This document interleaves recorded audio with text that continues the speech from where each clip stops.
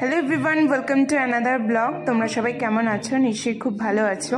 তো আমি বিয়ের ব্লগগুলো একটু একটু করে এডিট করছি, আর যতটুকু পেরেছি বিয়ের সময় আমি ভিডিও করার চেষ্টা করেছি। তো দিনটা ছিল অধিবাসের দিন, আর এই শাড়িটা যেটা আমি পরেছি সেটা ভীষণই সুন্দর।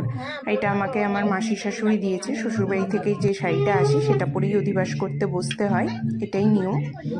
তো এখানে অধিবাসের সমস্ত কিছু আয়োজন করা হয়েছে। আর এই যে আমার অধিবাসীর সমস্ত যে রিচুয়ালসগুলো রয়েছে সেগুলো স্টার্ট হয়ে গেছে, তো তোমরা দেখতে থাকো। আমাদের বিয়ের আগের দিন ভোর 4টের সময় দধিমঙ্গলের নিয়ম। তো দধিমঙ্গল আমার কিভাবে হয়েছিল সেটা শর্ট ভিডিও আমার চ্যানেলে আছে, তোমরা যদি চাও সেটা দেখে নিতে পারো। তো দধিমঙ্গল হওয়ার পর সারাটা দিন, আমি বিয়ের আগের দিনের কথা বলছি, সারাদিন আমি উপোস ছিলাম। তারপর অধিবাস হলো বিকালবেলা। তো বিকালবেলা অধিবাসের পরই আমি চালের কোনো জিনিস খেয়েছিলাম। তার আগে দুপুরবেলা মিষ্টি ফল এই জাতীয় খাবার খেয়েছিলাম। এটা আমাদের নিয়ম ছিল, তো ওই জন্যই বেশ অনেকক্ষণ উপোস থাকার জন্য আমার মুখটা দেখলে বোঝাই যাচ্ছে, আর প্রচণ্ড টায়ার্ড ফিল হচ্ছিল। তো দেখতে থাকো।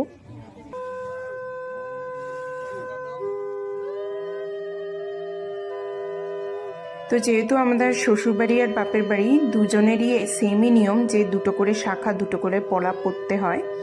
তো ওই জন্য শ্বশুরবাড়ি থেকে একজোড়া শাখা পলা দেয় আর বাপের বাড়ি থেকে একজোড়া দেয়। তো সেটাই হয়েছিল এখানে, অধিবাসের দিন পড়ানো হয়েছিল। আমাদের অধিবাসটা বিয়ের আগের দিন হয়ে থাকে। তো সন্ধ্যার সময় শাখা পলা পরানোর যে রিচুয়ালসটা ছিল সেটা করানো হয়েছিল।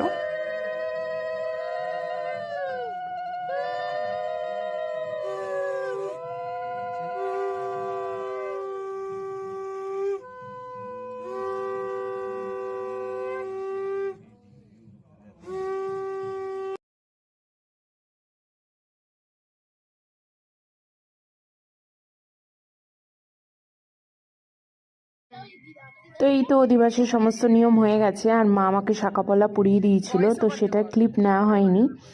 তো যেহেতু সব কিছু আমি বললাম না, আমি যতটুকু পেরেছি ভিডিও করেছি, আর ভিডিও করতে করতে মানে যাকে দিয়েছিলাম তার একটা কাজ পড়ে গেছিলো বলে ওইটুকুই তুলতে পেরেছে।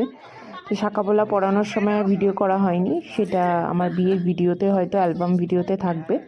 তো এখানে